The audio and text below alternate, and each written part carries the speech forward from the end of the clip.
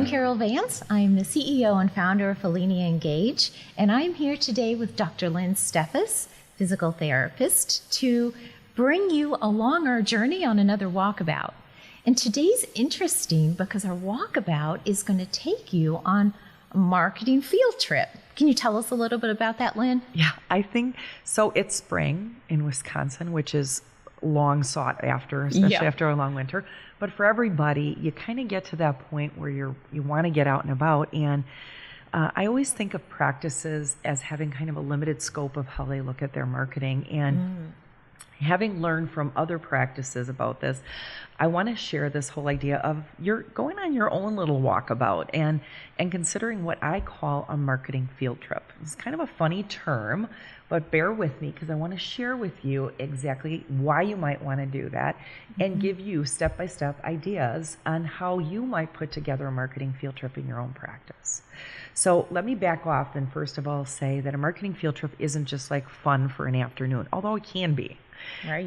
But it really is designed to create awareness among your entire team and your practice about the opportunities for business-to-business marketing. When we think about marketing physical therapy services, we often think about going to physicians and asking for referrals. I think we tend to think more about going direct to consumer, and we talk a lot about the direct to consumer marketing, but we don't often think of ourselves as being collaborative marketers with other businesses.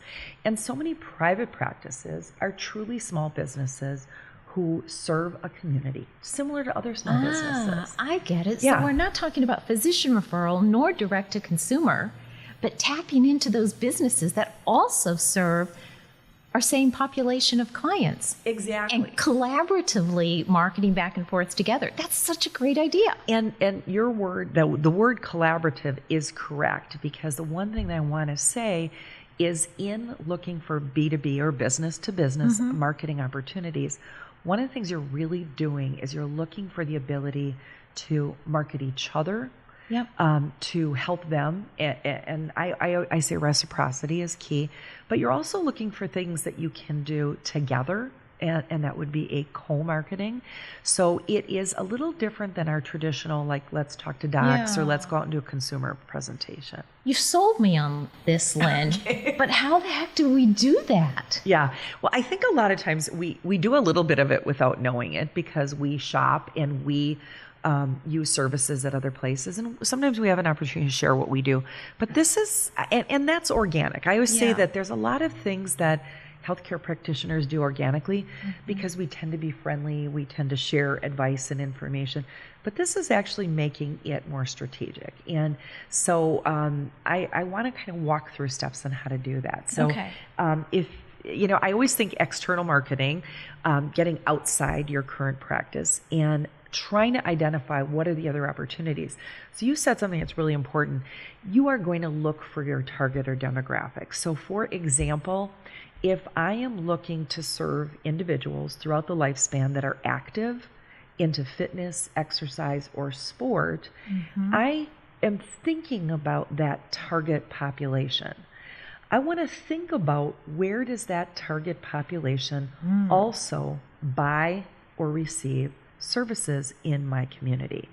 And I want to start identifying what businesses are serve similar demographics. And I want to go to them and say, hey, this is what we do. What do you do? How can we help each other? So it's kind of a friendly, it's a B&I type, business networking type relationship. But instead of going into an organization that says we're going to do network marketing, which some of them are great and some are not so great, we're going to actually go directly one-on-one and try to find those opportunities. So I think it's a cool thing. It sounds fun. It's the right season for it. But more than anything, what I wanted to is talk about how someone might do it in their own practice.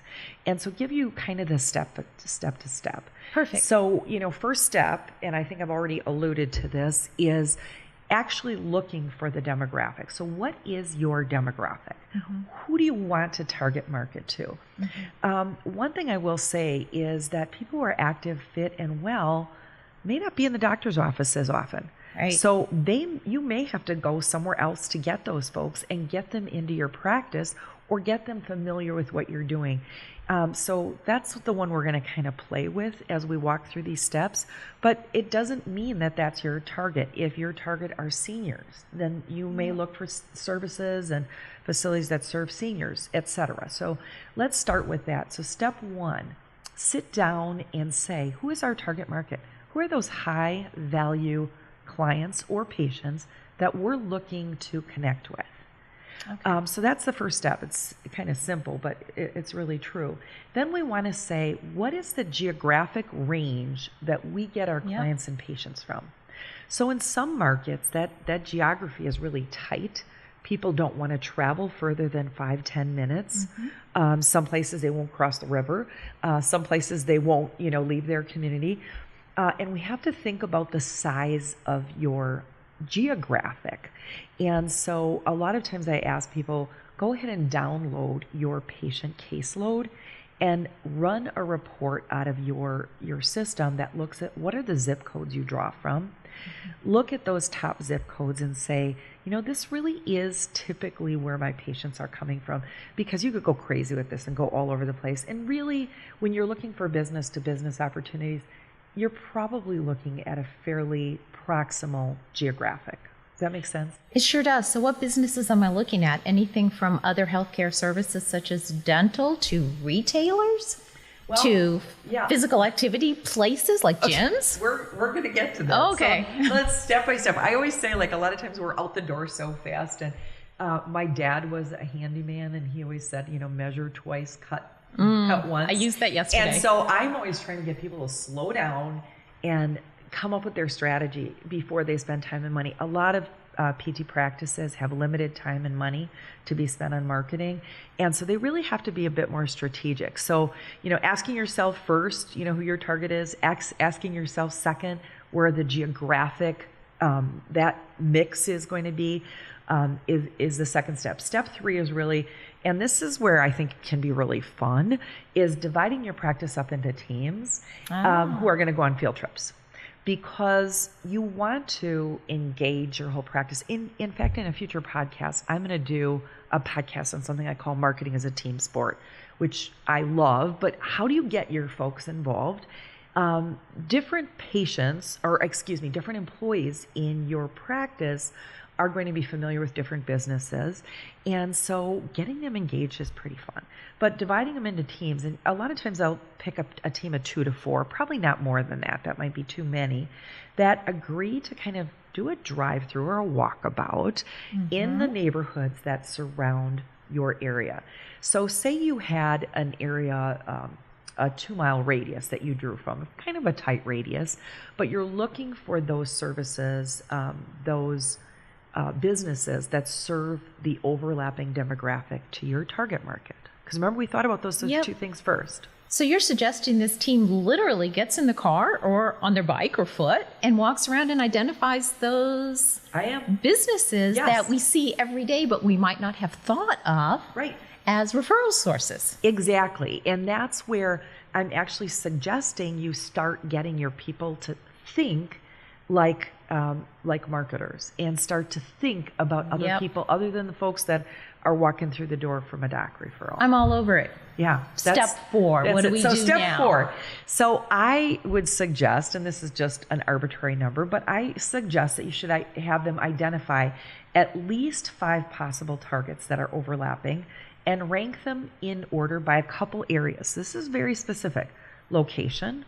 So closer is better, right? So if, for example, you're targeting women, we talked about the Starbucks coffee shop, maybe there's a coffee shop that's very close by. So people going to that coffee shop would probably also drive past your clinic and see your clinic, or be so close by that there would be a convenience factor. Affinity, which, the definition of affinity is that which you have things in common. So, for example, if you are a women's health provider, you may want to have, choose those organizations or businesses where women receive services or purchase things. A familiarity or practice. So this is a little bit tricky. I want to explain this. So if you have someone in your practice that typically goes for coffee there, that typically works out at that gym, that typically buys their shoes at that running store. There is a relationship or a potential relationship there already. So really step 4 is kind of complicated because we want them to have 5 targets. But when they identify those targets that are geographically close, that serve or sell to the target market we want, we're going to ask them to be thoughtful about it and step back and rank by location, affinity, and a connection. That's someone who patronizes. Okay? So it's good to have this connection. It is good, yeah, because that connection breeds familiarity. Well, step 5 is that then each team member is going to select a business or 2 that they're going to do further research on. So they're going to research their website and they're going to stop in, they're going to either purchase services, ask to talk to a manager, learn more about their business. One of the things that I don't think that practices do a very good job of is reconnaissance. I always say there's prospecting in sales and there's also reconnaissance, which is learning more about their business. The last thing I'd want to do is go into a small business pitching mine without knowing where they were coming from and learning about theirs. So as we know, personalized marketing and that ability to really understand who we're talking to is really important. So I think people should do a little homework, right? I like that. And you're asking for one specific team member to own that practice. Yeah. So they're going to learn everything they can and probably develop a relationship with the decision makers in that business. Yeah. So that's step 5 is, so here they've got a 5, they've got 5, they've rank ordered them. Right. Now I'm asking each team member to actually do a little bit more research. So this is a project that would probably occur over the course of a month, like that planning. It's like the planning for the field trip, you know. Then step 6 is really outlining a strategy once you know something about that business. So you've done a little homework, you've done your reconnaissance, and what is your strategy to approach that business? Like, what do you have in common with them? Is there an opportunity for you to promote them? So very simply, like we talked about active people. So for example, if I went into a running store, I'd want to know corporate companies are harder to approach because they have a lot of rules and layers and regulations, but not all of them. But if I went into a running store and I knew that they, for example, had workshops, that they had sales, that they did promotion, that they invited running clubs in there, I would know enough about them. And then I would have to know, number 1, what could I offer them that they would value? And number 2, how could I reciprocate? So for example, if I went into a running store and said, hey, you guys are, half a mile down the road, we have this program that specifically works on running form, that deals with foot injuries, etc. We know that you do shoes, you offer workshops or whatever. We can suggest them. Yeah. So how can we help you? Can we develop a reciprocal relationship? And by the way, sometimes it doesn't just take one meeting. It might take more than one. It might take you showing up at a workshop. It might take someone going in and buying a pair of shoes and having a conversation. I mean, I think that that's the fun part about it, because the field trip is like first this broader thing, and then it's kind of like almost going back one-on-one and going, this is what we think we could offer. Right. But it sounds like with a little bit of effort, a little bit of research, and just doing it, it could be a very organic relationship where you both win. That may never have been thought of if you didn't do this. Exactly. I love this. And it's fun. It's a way to get at a target population that may not even think of you. So really that's step 6 is that strategy. Step 7 is once you've made that connection, you've got to create a specific plan to cultivate cross referrals, which would mean anytime they send something to you, you have to know what you're going to do in return. Are you going to call? Are you going to send them a thank you? Are you going to stop by? Are you going to let them know? And then you have to make an effort to refer back. You have to track both of those things. And then you have to look at where the successes are. If a certain type of referral came, how can you leverage that? If a certain type of opportunity, how will you stay in touch? And that's why it's kind of fun to spread the wealth among your teams, because then you can have different people with different relationships. What a fun way to engage your members and your employees. Oh, I think that's fantastic. So not only do it, but follow up on it as well. And celebrate your successes. Hopefully Always. celebrate theirs. Yeah. And keep looking for opportunities. I had a clinic years ago, and I saw, infants and kids and adults. And just down the way was a super popular pediatric dentist. And on one occasion, he happened to send me a young woman who had headaches, not a headache, I should say, chronic headaches. And he said, I don't know if you can help her, but she's complaining a lot. Her parents are thinking maybe it's her braces. I don't know. I wound up, learning more about her, evaluating and treating her. And she was so pleased, and she spoke so highly of this dentist that he and I sat down together and we said, hey, we really like each other. We like what we do. There's something here. Let's figure it out. We connected with a psychologist. I mean, I feel like that business opportunity is huge, and I don't think it takes a ton of effort. I think as we talked, you probably didn't hear me say we were spending a lot of money on this marketing effort. Yeah, no, we haven't even talked about money. Yeah, because it really doesn't take a lot of money. What it takes is marketing mindset and that willingness to go out and that willingness to identify people who you serve and say, hey, let's help each other out. I think small business to business and business to business network marketing is a fabulous way for us to grow our profession. I think it's great. And it not only takes advantage of the outgoing nature of a lot of the staff and therapists that work for physical therapy, but also has them start to be thinking marketing just in the course of their daily work. I think it's fabulous. And I know a lot of people have had a lot of fun with it. So I think it's a great way to get the word out. Lynn, thanks for bringing us this great idea today. I love it, and I'm already thinking about how to put it into practice. Yeah, that's great.